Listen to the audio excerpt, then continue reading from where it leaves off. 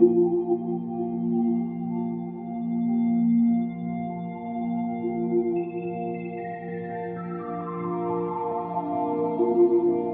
welcome back to our three-part series on post-production in Photoshop. We started out with our original photo, which you still see here, selection background original. And then we modified the background, changing all the background with the magic wand tool. Please keep in mind to have either this one selected or this box, say one selection or add a selection, and keep an eye on the tolerance. The next station was we used the default black and white foreground here in this area in the toolbox. You can switch foreground and background colors when you use this cornered arrow on the side here, like this. We choose white, and the brush we clicked active then took on the color. We had a fairly large, I think something around 150 brush size. And coming back to the hardness, if we have it on 100%, we get a really sharp contour on the side. If we turn the hardness to 0%, we get a really fuzzy outline when we apply the color with a brush. The opacity I haven't mentioned yet. You can apply different colors and change the opacity. 100% would mean you apply the color really thick on your image, but you can turn it down as well. So if you want to have just some color applied, go to really low percentage point. So we applied white, and that was it for part 1. In part 2, when we came back, we introduced the color picker. So by selecting new colors with the color picker, clicking on the fore and background color here, the default setting, we get a panel. And this one shows us all the different colors available. Really amazing. You can shift to lighter and thicker. That would mean different opacities.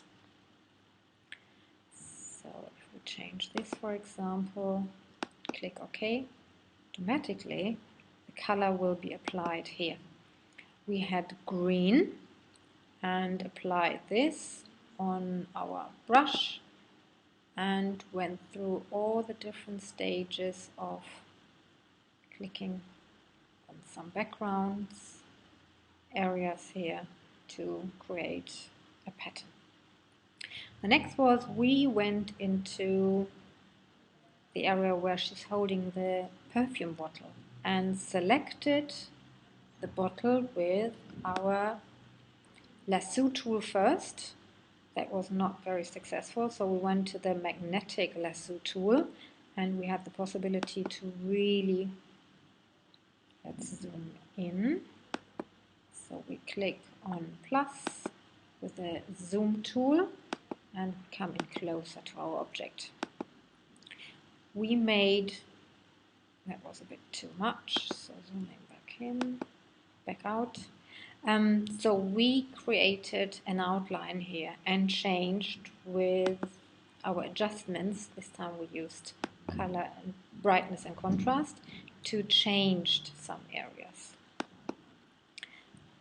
And now, after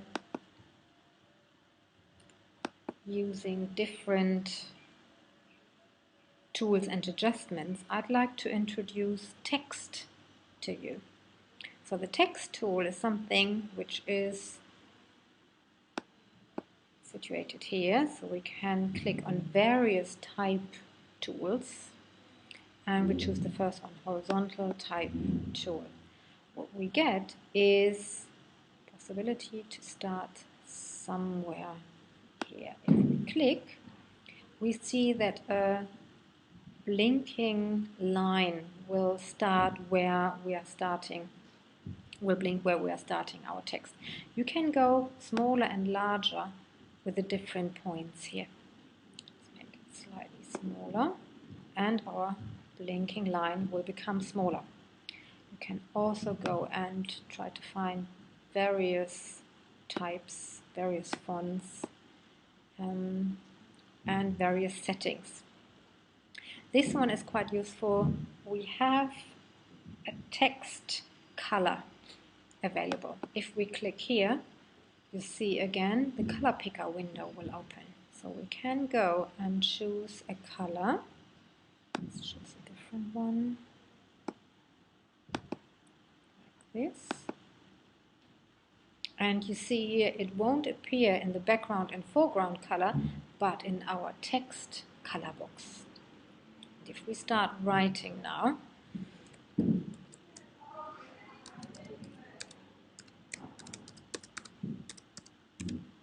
aromatherapy, this is relatively small, so we do make it a little bit bigger. And we can check in our layer box that we have created on top of our background layer, what our image was previously, we added a text layer. So this is the first introduction to different layers in Photoshop. So if we like to apply the text, we can change it. Different settings here. We go back. And we can even, if we click this window active, you could go and change the style as well. So we might make a little arch, or we say we want to have none, so it's back to normal. And if we go and click now the apply tick, the other shapes are disappearing and our text has been applied. So we could go to the cropping tool and edit our selection a little bit. Say what, it's too long, so we crop this a little bit, go to image, crop, and this is our final setting. Go save this. It's our selection background 3, and you see we have a different file extension. This is called PSD for the Photoshop format. The Photoshop file format is a native Photoshop format which allows you to save your image keeping all the different layers.